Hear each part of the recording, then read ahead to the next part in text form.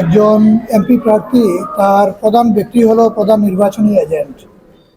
এই প্রধান নির্বাচনী এজেন্ট এবং প্রার্থীর বড় ভাই তিনি একজন প্রবাসী, বিদেশ থেকে আসছেন।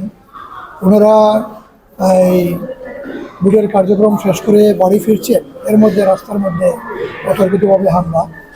আপনারা হয়তো দেখবেন যে ফুটেজগুলো দেখলে দেখতে পারবেন যে কীভাবে নারকীয়ভাবে হামলা করা হয়েছে।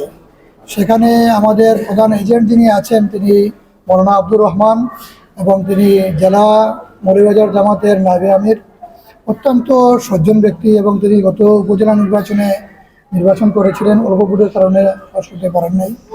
খুব জনপ্রিয় ব্যক্তি। আর সেখানে যাদেরকে হামলা করা হয়েছে, তিনাকে হামলা করা হয়েছে, তার কাপড় চোপড় ছিঁড়ে নেওয়া হয়েছে এবং তার গলা লক্ষ্য করে আমরা শুনেছি ছুরিকাঘাত করার জন্য সেখানে উদ্যত হয়েছিল একজন সন্ত্রাসী। এবং এই সাথে সাথে তাকে আটকাতে গিয়েছিল সেখানে যুবশক্তি, এনসিপি যুবশক্তির একজন নেতা রুমেন, সে আটকাইতে গিয়ে সে ছুরিকাঘাত হয়েছে এবং সেই ছুরিকাঘাতের কারণে এই হাসপাতালেই সে ভর্তি আছে। আমরা তাকেও দেখব। এবং এখানে যারাই ছিলেন গাড়িতে সবই রক্তাক্ত।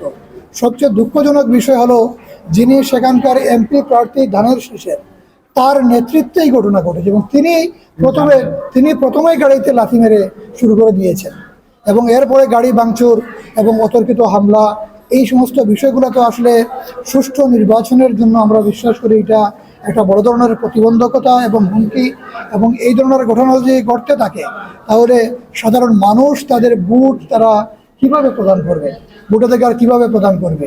এই অবস্থার মধ্যে আমরা বিশ্বাস করি যে এখানে বড়লেখা, জুড়ি, মৌলভীবাজার এক আসন, এই আসনের যে দাঁড়িপাল্লার যে জোয়ার তৈরি হয়েছে, এই জোয়ারেই মূলত দিশেহারা হয়ে একজন প্রার্থী নিজে আরেকজন প্রতিপক্ষের প্রধান এজেন্টের উপর হামলা চাপিয়ে পড়ছেন।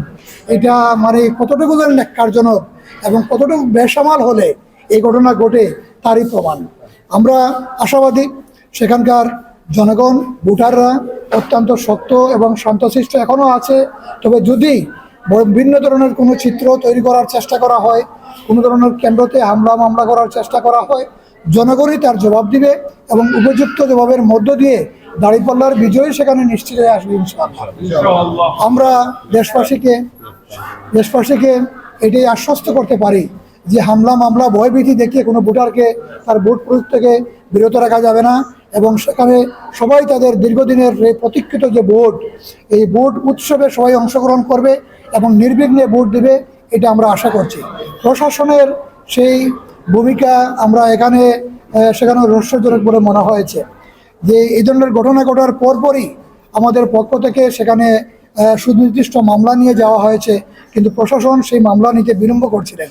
শেষ পর্যন্ত যখন থানাতে গিয়া সেই জন্য সাধারণ জনগণ, ভোটাররা অবস্থান নিয়েছে, সেই বিক্ষোভের মুখে পরবর্তীতে মামলা গ্রহণ করেছেন।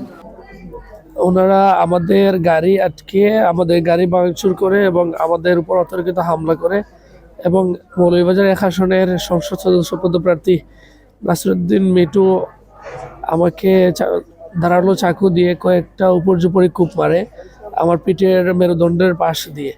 এখন আমি হাসপাতালে আছি।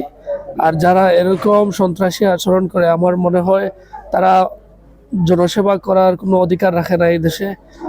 আর যে সংসদ সদস্য পদপ্রার্থী যিনি মানব সেবার জন্য লড়ছেন, তিনি যদি এরকম সন্ত্রাসী কাজের সাথে জড়িত থাকেন তাহলে আমরা ওনার কাছ থেকে কীরকম জনসেবা পাবো সেটাও আমাদের বোঝা সময়ের দাবি। সর্বোপরি আমি এবং আমার সাথে যারা আহত হয়েছেন সবার জন্য আপনারা দোয়া করবেন।